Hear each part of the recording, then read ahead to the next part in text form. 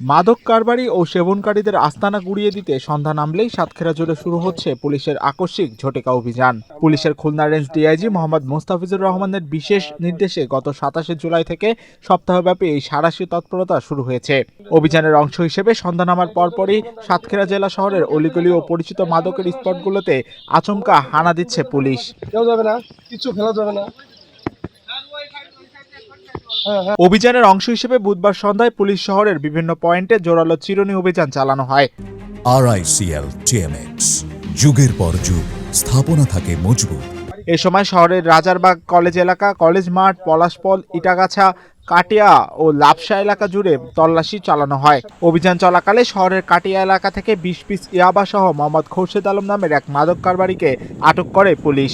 তবে পুলিশের উপস্থিতি টের পেয়ে তার সহযোগীরা ঘটনাস্থল থেকে পালিয়ে যেতে সক্ষম হয়। অন্যদিকে লাপসার নলকোড়া এলাকায় পৃথক অভিযান চালিয়ে বিপুল পরিমাণ গাঁজা সহ চিহ্নিত মাদক কারবারি সাবিনাকে গ্রেপ্তার করা হয়েছে। রেঞ্জ ডিআইজি স্যারের নির্দেশনার আলোকে আমরা সেদিন থেকেই জটিকা অভিযান পরিচালনা করছি। এ পর্যন্ত মাদক বিরোধী অভিযানে আমাদের 10 জন মাদক ব্যবসায়ীকে আমরা গ্রেপ্তার করে বিজ্ঞ আদালতে সোপর্দ করেছি। এই 3 দিনেই আমাদের সাতক্ষীরা সদর থানায় 8টি মামলা হয়েছে। আমরা বিভিন্ন জায়গায় অভিযান পরিচালনা করছি।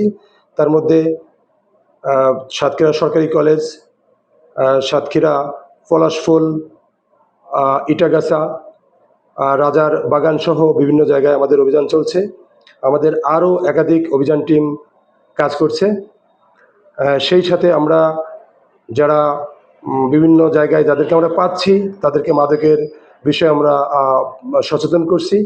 গ্রেপ্তারকৃত দুজনের বিরুদ্ধে মাদকদ্রব্য নিয়ন্ত্রণ আইনে পৃথক 2টি মামলা দায়ের করা হয়েছে। মাদক নির্মূলে জেলা জুড়ে এই বিশেষ অভিযান অব্যাহত থাকবে বলেও পুলিশের পক্ষ থেকে জানানো হয়।